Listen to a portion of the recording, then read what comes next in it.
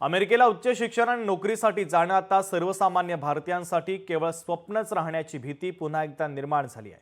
अमेरिकेचे अध्यक्ष Donald Trump यांनी H-1B व्हिसासाठी एक नवीन नियम आणलेला आहे। पाहूयात।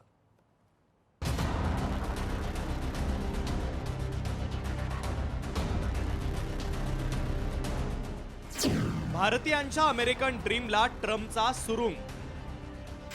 H-1B व्हिसा अर्जासाठी $1,00,000 शुल्क आकारणार।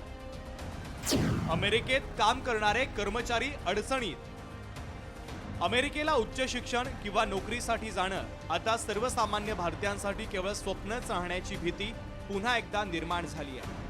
अमेरिकेचे अध्यक्ष डोनाल्ड ट्रम्प यांनी H-1B व्हिसासाठी एक नवीन नियम आणला आहे। या नियमानुसार व्हिसा अर्जासाठी $1,00,000 अमेरिकन डॉलर म्हणजे जवळपास 83 लाख रुपये शुल्क मोजावे लागणार आहे। यासोबतच कुशल परदेशी कर्मचाऱ्यांच्या धोरणातही काही बदल करण्याचा निर्णय घेतला आहे। अतिविशेष तांत्रिक कौशल्य असलेल्या परदेशी नागरिकांना आकर्षित करण्यासाठी तयार केलेलं धोरण काही काळापासून टीकेचं लक्ष्य झालं होतं। या बदलांमुळे H-1B व्हिसाच्या गैरवापराला आळा बसेल असा दावा ट्रम्प प्रशासनानं केला आहे। $1,000 से वो फीस बढ़कर अब $1,00,000 हो गई है और सबसे बड़ी बात तो ये है कि इससे बहुत बड़ा झटका भारतीय इंडस्ट्री को लगेगा। हमारे यंग स्पेशली जूनियर और फ्रेश ग्रेजुएट्स के लिए बहुत बड़ा झटका है। यूएस जो टेक कंपनीज होती हैं वो बड़ी स्पॉन्सर होती हैं H-1B वीजा की, वो अब कम स्पॉन्सर करेंगी तो हमारे कम लोग जा पाएंगे वहां पर। The recent decision of the US government has hurt and hit the aspirations of many of our best and brightest Indian minds. The economic future of Indians is very much at the core of our Indian national interests, and it's sad to see Prime Minister Modi practicing this foreign policy of strategic silence. H-1B visa कार्यक्रमात बदल करण्याची मागणी अनेक दिवसांपासून होत होती। या व्हिसाच्या माध्यमातून कंपन्या कमी पगारात परदेशी कर्मचाऱ्यांची भरती करतात असा आरोप होता।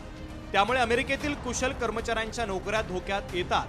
नवीन नियमांमुळे कंपन्यांना H-1B व्हिसासाठी जास्त पैसे भरावे लागतील। त्यामुळे कंपन्या अमेरिकन कर्मचाऱ्यांची निवड करण्यास प्राधान्य देतील अशी शक्यता आहे। अब ये उनका विषय है।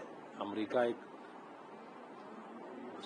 स्वतंत्र देश है और उसे अपनी नीति बनाने का, अपने आधार पर देश की व्यवस्था का संचालन करने का अधिकार है। हमारे देश के जो लोग डिप्लोमेट हैं, अधिकारी हैं, वो इस पर व्यवस्थित रूप से एक दूसरे के संपर्क में रहते हैं। अमेरिका और भारत दोनों का एक पुराना इतिहास है।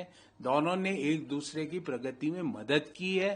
तो मुझे पूरा विश्वास है कि दोनों देशों के लोगों का, दोनों देशों के व्यवसायों का, दोनों देशों के इंटरनेशनल ट्रेड का ध्यान में रखते हुए एक विन विन सिचुएशन का मसौदा जरूर अगले 1-2 सप्ताह में तैयार होगा। H-1B व्हिसाचं महत्त्व नेमकं काय आहे तेही पाहूया। 1990 मध्ये H-1B व्हिसा प्रणाली सुरू झाली।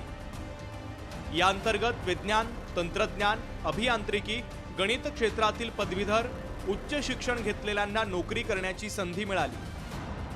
दरवर्षी 85,000 व्हिसा लॉटरी पद्धतीने दिले जातात।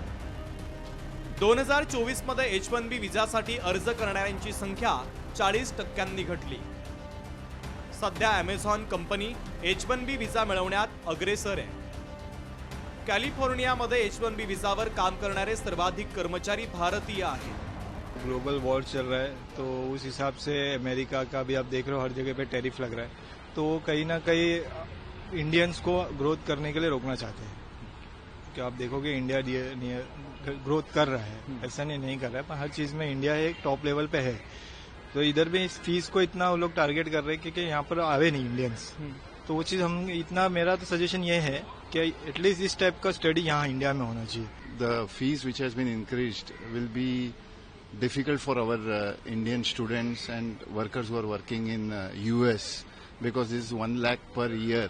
So this is on the H-1B visas technically. So it's a big hit for the tech talent.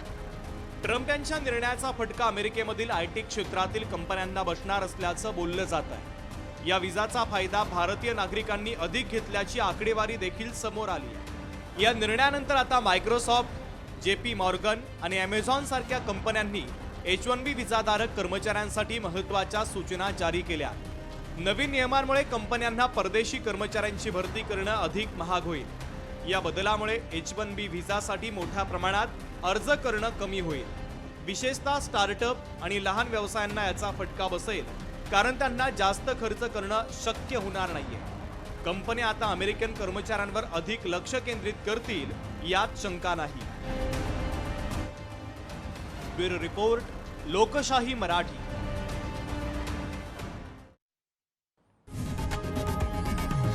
लोकशाही मराठी ऐका, पहा, जागरूक रहा.